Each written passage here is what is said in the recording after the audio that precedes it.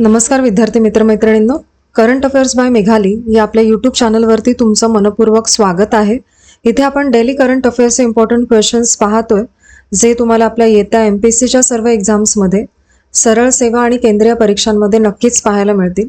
त्यामुळे आपल्या चॅनलवरती जर तुम्ही पहिल्यांदा आले असाल तर चॅनलला लाईक करा, जास्तीत जास्त विद्यार्थ्यांना आपला चॅनल शेअर करा, सबस्क्राईबही करा आणि महत्त्वाची गोष्ट म्हणजे लेक्चर संपूर्ण पहा, यातला एकही प्रश्न स्किप करू नका. ठीक आहे, तर पाहूयात आजच्या म्हणजेच 9 जुलै 2026च्या चालू घडामोडी. प्रश्न पहिला, 9 जुलै रोजी जागतिक स्तरावरती कोणता दिवस साजरा केला जातो, असा प्रश्न आहे.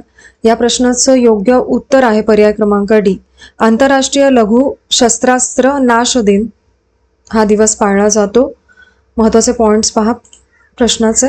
9 जुलैला आंतरराष्ट्रीय लघु शस्त्रास्त्र नाश दिन असतो. बेकायदेशीर शस्त्रांचा प्रसार रोखण्यासाठी आणि जागतिक शांततेसाठी हा दिवस महत्त्वाचा आहे. या व्यतिरिक्त 9 जुलैला गॅझेल डे असतो. गॅझेल प्रजातींचं संरक्षण आणि नैसर्गिक संवर्धनाचे आदिवासांचं संवर्धन हे या दिवसाचं महत्त्व आहे.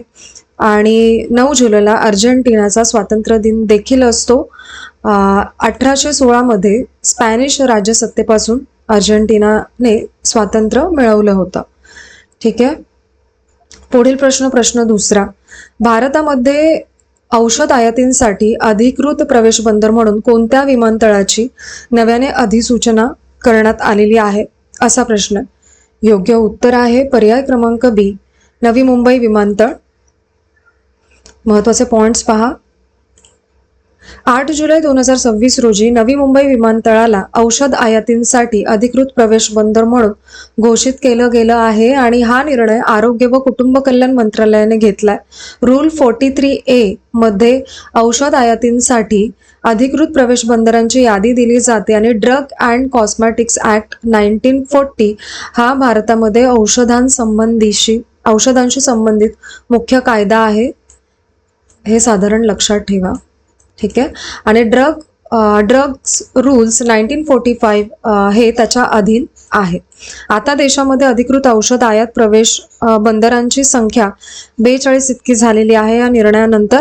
आणि नवी मुंबई विमानतळावरती औषधे आणि API म्हणजेच ऍक्टिव्हिटी फार्मास्युटिकल इन्ग्रेडियंट्स असा त्याचा फुल फॉर्म आहे, आयात करण्याची क्षमता आहे.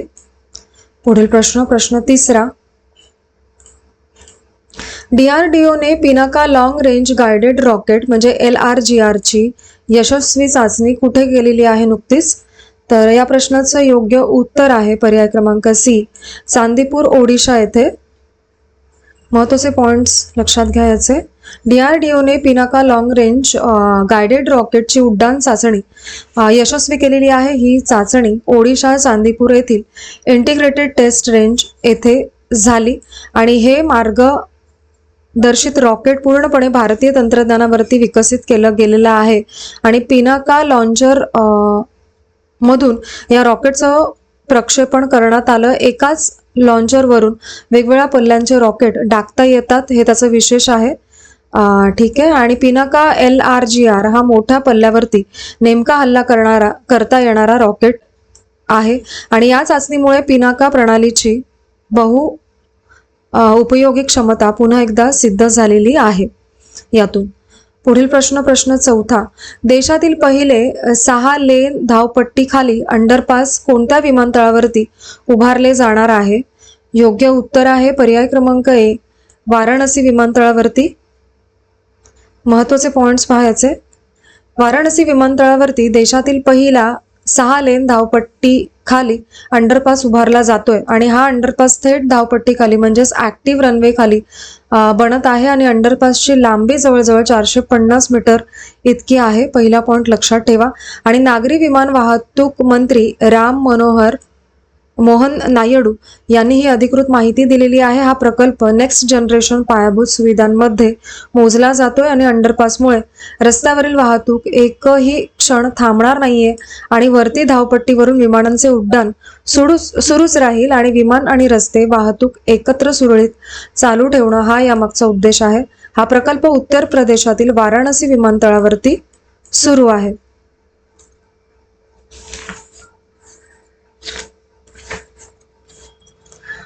पुढील प्रश्न 5वा. NBT उत्सव 2026 मध्ये पहिला NBT भूषण सन्मान कोणाला प्रदान करण्यात आलेला आहे? योग्य उत्तर आहे पर्याय क्रमांक बी, प्रसून जोशी यांना.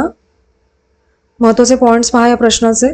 प्रसून जोशी यांना पहिला NBT भूषण सन्मान दिला जाणार आहे. NBT उत्सव 2026 हा नवी दिल्ली हा कार्यक्रम होणार आहे आणि संरक्षण मंत्री राजनाथ सिंह यांच्या हस्ते हा पुरस्कार प्रदान केला जाईल.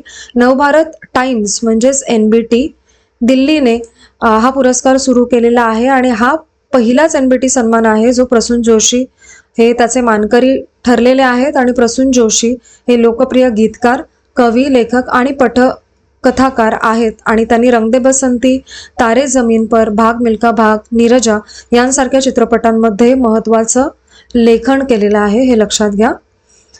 पुढील प्रश्न 6वा.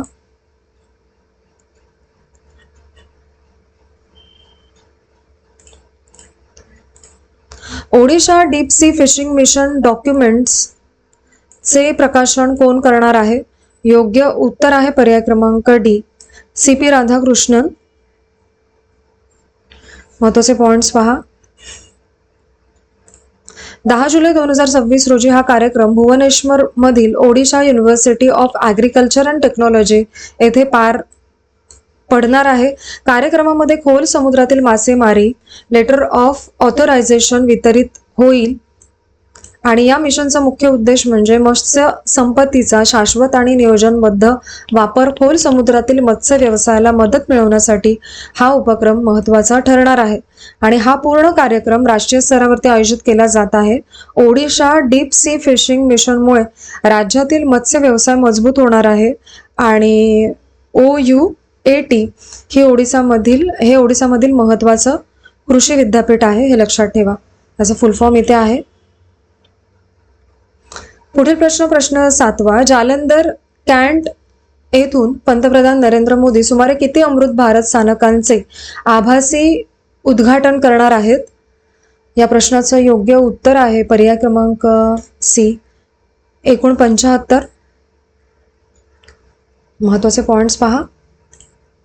पंतप्रधान नरेंद्र मोदी जुलै 2026 मध्ये जालंधर कॅन्ट रेल्वे स्थानकाचं उद्घाटन करणार आहेत आणि या कामासाठी तब्बल 125 कोटी रुपये खर्च झालेले आहेत आणि हे स्थानक जवळपास 110 वर्ष जुनं आहे आणि आता इथे जागतिक दर्जाच्या सुविधा मिळणार आहेत इथून पुढे. आणि उद्घाटनाच्या दिवशी पंतप्रधान जालंधर कॅन्टमधून सुमारे 75 अमृत भारत स्थानकांचं आभासी उद्घाटन देखील करणार आहेत आणि अमृत भारत स्थानक योजना ही रेल्वे स्थानक आधुनिक करण्याची प्रमुख योजना आहे, हे लक्षात ठेवा. पुढील प्रश्न 8वा. इस्रोने गगनयान मोहिमेसाठी integrated main parachute air drop test म्हणजे IMAT-05 कुठे यशस्वीरित्या पार पाडलेली आहे? या प्रश्नाचं योग्य उत्तर आहे पर्याय क्रमांक ए, शोपूर मध्य प्रदेशमध्ये. महत्वाचे पॉइंट्स पहा प्रश्नाचे. इस्रोने गगनयान मोहिमेसाठी IMAT-05 ही चाचणी यशस्वीरित्या केलेली आहे आणि ही चाचणी शोपूर मध्य प्रदेश ADRDE ड्रॉप झोनमध्ये झाली. याचा फुल फॉर्म आहे aerial deliver research and development establishment, लक्षात घ्या फुल फॉर्म. आणि IMAT-05 ही या मालिकेची 5वी चाचणी होती आणि गगनयानाच्या जीवन मानव रहित मोहिमेमुळे ही चाचणी घेतली गेली आणि मुख्य उद्देश म्हणजे मेन पॅराशूटवरती विश्वास ठेवता येईल का हे पाहणं आणि या चाचणीसाठी भारतीय वायुसेनेचं IL-76 विमान वापरण्यात आले होते. पुढील प्रश्न पहा. प्रश्न 9वा. देखले इंडिया माहितीपट कोणत्या संस्थेच्या सहकार्याने तयार करण्यात आला? देखले इंडिया, ठीक आहे, हा एक माहितीपट आहे. योग्य उत्तर आहे पर्याय क्रमांक D, cricket association for the blind in India यांच्या सहकार्याने झालेला आहे तो. महत्त्वाचे पॉइंट्स पहा. देखले इंडिया हा माहितीपट भारताच्या महिला क्रिकेट संघावरती आधारित आहे. या माहितीपटामध्ये CABI म्हणजे cricket association for blind in India यांच्या सहकार्याने हा तयार करण्यात आला.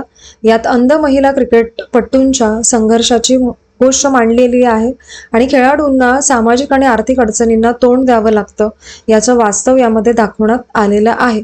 या सगळ्या अडचणींवरती मात करून त्यांनी मिळवलेल्या यशाची कहाणी यात सांगण्यात आली. पुढील प्रश्न 10वा. 2026 मध्ये भारत आणि मालदीव्स कोणता महत्त्वाचा टप्पा साजरा करत आहेत? योग्य उत्तर आहे पर्याय क्रमांक डी, 60 वर्ष राजनैतिक संबंध हा टप्पा. महत्त्वाचे पॉइंट्स पहा. भारत आणि मालदीव BIT म्हणजे बायलॅटरल इन्व्हेस्टमेंट ट्रीटी आणि FTA म्हणजे फ्री ट्रेड ॲग्रीमेंटवरती स्वाक्षरी करण्याचा नवा निर्धार व्यक्त त्यांनी केलेला आहे आणि भारताच्या बाजूने केंद्रीय वाणिज्य मंत्री पियुष गोयल आणि मालदीवकडून आर्थिक विकास व व्यवहार मंत्री मोहम्मद सईद यांनी चर्चा करण्यासाठी हे उपस्थित होते.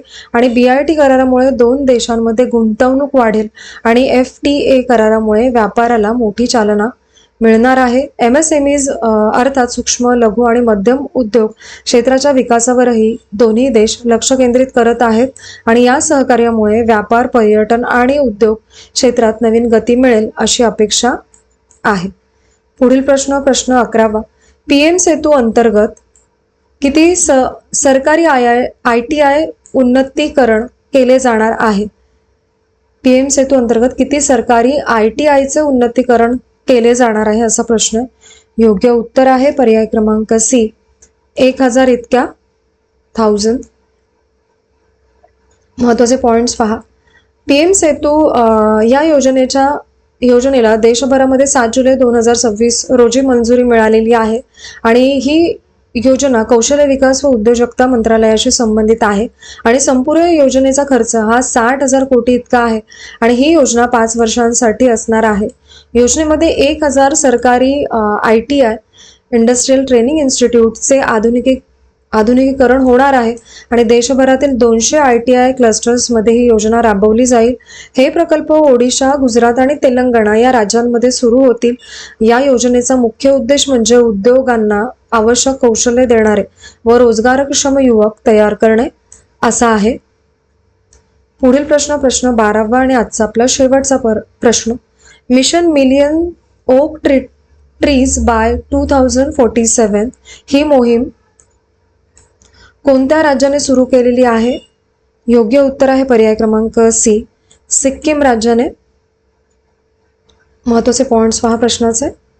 सिक्कीमने mission million oak trees by 2047 ही मोहीम सुरू केली आहे नुकतीच आणि याचा उद्देश आहे हिमालयातील ओकच्या जंगलांचं संरक्षण आणि पुनरुज्जीवन करणं. मुख्यमंत्री प्रेमसिंह तमांग यांच्या हस्ते या मोहिमेचा शुभारंभ झालाय आणि पहिलं ओकचं रोप मुख्यमंत्री यांनी स्वतः लावलेलं आहे. ओक जंगलांच्या पुनरुज्जीवनासाठी मार्गदर्शन पुस्तिका ओक फॉरेस्ट रिस्टोरेशन मॅन्युअल प्रसिद्ध करण्यात आलेला आहे आणि कनेक्ट टू फॉरेस्ट ही नवीन हेल्पलाईन देखील यासाठी सुरू करण्यात आलेली आहे. पर्यावरण संवर्धन आणि विकास यात योग्य तो समतोल राखण्याचं आवाहन मुख्यमंत्र्यांनी या दरम्यान केलेलं आहे. तर आजचे आपले 9 जुलै 2026 डेली करंट अफेअर्स पाहून झालेले आहेत. लेक्चर शेवटपर्यंत पहा ही एकच विनंती आहे. आजचे लेक्चर तुम्ही शेवटपर्यंत पाहिलेच असेल त्याबद्दल थँक्यू सो मच.